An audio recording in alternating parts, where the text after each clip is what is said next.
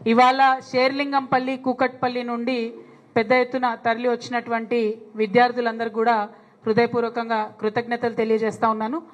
ఎందుకంటే తెలంగాణ జాగృతి అనే సంస్థ ముందు నుండి కూడా తెలంగాణ కాన్షియస్నెస్ని కాపాడడం కోసం, తెలంగాణ అస్తిత్వాన్ని కాపాడడం కోసం పనిచేస్తున్నటువంటి ఆర్గనైజేషన్.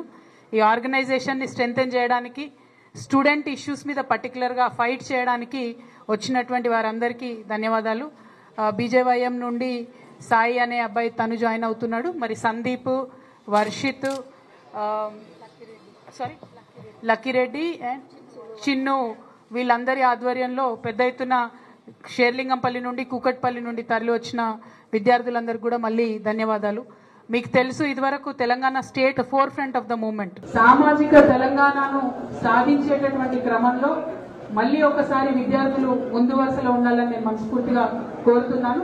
ఆ క్రమంలో ఇవాళ టీజేఎస్ఎఫ్ లో జాయిన్ అయినటువంటి మనందరం కూడా పనిచేయాలని చెప్పి నేను మీ అందరినీ కూడా కోరుతా ఉన్నాను. అంటే ముఖ్యంగా మనందరికీ తెలుసు, చాలా డిగ్రీ కాలేజెస్ నుండి మీరు అందరూ వచ్చిండ్రు. ఇవాళ ఫీ రీఎంబర్స్మెంట్ రాక చాలా రోజులు అవుతుంది. దాదాపు 8,000 crores. అందుకే టీజేఎస్ఎఫ్ లో ఇవాళ జాయిన్ అయినటువంటి మిత్రులందరితో కూడా నేను విజ్ఞప్తి చేసేది ఒకటే, we should issues of students for the welfare of the student. ఇవాళ ఏదైతే ప్రభుత్వం ఇస్తా అని చెప్పి ఇవ్వకుండా ఉందో దాని మీద ఖచ్చితంగా మనం కొట్లాడాలి.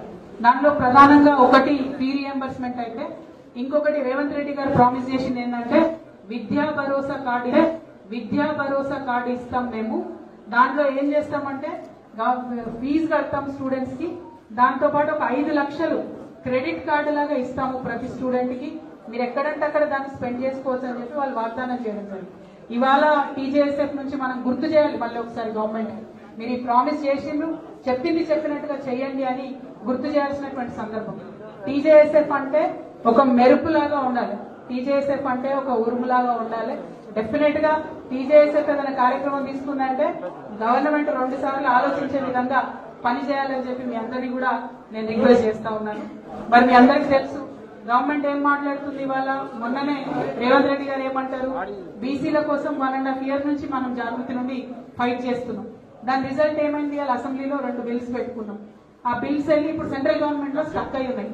అవి అక్కడ ఉన్నప్పుడే ఇక్కడ లోకల్ బాడీ ఎలక్షన్స్ పెడతా అని చెప్పి రేవంత్ రెడ్డి గారు మాట్లాడుతూ ఉన్నారు. తెలంగాణ జాగృతి నుంచి డిమాండ్ చేస్తా ఉన్నాం ప్రభుత్వాన్ని మేము, బీసీలు, తెలంగాణ బీసీ బిడ్డలు కొట్లాడి తెచ్చుకున్నటువంటి ఈ బిల్లులు పాస్ అయినాయి కానీ ఇంప్లిమెంట్ అవుతలేవు. అవి ఇంప్లిమెంటేషన్ కాకుండా లోకల్ బాడీ ఎలక్షన్స్ పెడితే మాత్రం మేము చూస్తూ ఊరుకోము. ఖచ్చితంగా బీసీలకు 42% రిజర్వేషన్ ఇచ్చిన తర్వాతనే లోకల్ బాడీ ఎన్నికలు పెట్టాలని కూడా ప్రభుత్వం నుంచి డిమాండ్ చేస్తా ఉన్నాం. మరి ఒక పక్క ఇది ఇంప్లిమెంట్ చేయలేకపోతున్న సీఎం గారు నిన్న ఒక స్టేట్మెంట్ ఇచ్చింది. చాలా కామెడీ ఉంటది మన సీఎం గారి కథ. ఏం చేసింది ఆయన రేవంత్ రెడ్డి గారు అంటే వెళ్లి కర్ణాటక చీఫ్ మినిస్టర్ సిద్ధరామయ్య గారికి, డీకే శివకుమార్ గారికి కాస్ట్ సెన్సస్ ఎట్లా చేయాలో ఆయన నేర్పిస్తాడంట. సరే పోనీ ఆ కాంగ్రెస్ వాళ్ళ కథ ఏందో మరి నిజంగానే నేర్పించిందని మనం అనుకున్నాం. మన సీఎం గారు స్టేట్మెంట్ ఇచ్చిన గంటకే రాహుల్ గాంధీ గారి దగ్గర నుంచి ఒక ఫోటో రిలీజ్ చేసి, అందులో మాత్రం ఆయన లేడు, సీఎం లేరు, ఓన్లీ రాహుల్ గాంధీ, డీకే శివకుమార్, అట్లనే సిద్ధరామయ్య గారు ఉన్నారు. అంటే ఈయన అన్ని అబద్ధాలే చెప్తున్నాడు. అక్కడికి పోయినా అని చెప్తుండు కానీ వాళ్ళ పార్టీ వాళ్ళే కామెడీ చేసి ఆయన లేనటువంటి ఫోటోని రిలీజ్ చేసి, పాపం రాహుల్ గాంధీ గారి దర్శనం లేక సీఎం గారికి చాలా ఇబ్బందిగా ఉన్నట్టున్నది. ఏది పడితే అది మాట్లాడుతున్నటువంటి పరిస్థితి మనం చూస్తున్నాం. కాబట్టి సీఎం గారిని మేము కోరేది ఒకటే, మీ దర్శనాలు ఆ సంగతి పక్కన పెట్టి పీపుల్ ఇష్యూస్ మీద మాత్రం మీరు ఇమీడియట్ గా స్పందించండి. 8,000 రూపీస్ ఏదైతే ఫీ రీఎంబర్స్మెంట్ ఉందో అది 8,000 crores ఫీజు రీఎంబర్స్మెంట్ ఇమీడియట్ గా రిలీజ్ చేయమని చెప్పి డిమాండ్ చేస్తున్నాం. ఇంకొక మాట, రేవంత్ రెడ్డి గారు మొన్న ఏదో బుక్ రిలీజ్ ఫంక్షన్ పోయింది. అక్కడ ఏం మాట్లాడుతున్నారు, మీరందరూ స్టూడెంట్స్ మీకు తెలుసు, ఏం మాట్లాడుతున్నారు, నేను ఆర్ఎస్ఎస్ స్కూల్కి పోయినా, టీడీపీ కాలేజ్కి పోయినా, జాబ్ మాత్రం కాంగ్రెస్ దగ్గర చేస్తున్నా అని చెప్తున్నాడు ఆయన. కాకపోతే ఆ చేస్తున్న జాబ్ లో కూడా కనీసం 36 మార్క్స్ కూడా వచ్చినట్టయితే నాకు అనిపిస్తలేదు. స్కూల్లో కూడా కాలేజ్లో కూడా పాస్ అయినట్టు అనిపిస్తలేదు. ఎందుకంటే ఆర్ఎస్ఎస్ స్కూల్లో ఏరి టీడీపీ కాలేజ్లకు పోయి ఉద్యోగం కాంగ్రెస్ లో వచ్చిందంటే అర్థం ఏంటి, ఎంత క్రెడిబిలిటీ లేనటువంటి వ్యక్తి అన్నది ఒకసారి ఆలోచన చేయాలి. ఇక అవన్నీ ఒకసారి ఫోన్లే అని పక్కన పెడితే తెలంగాణ నుంచి కనీసం ఇప్పటికీ 1/2 సెంచరీ కొట్టిండ మన సీఎం సార్.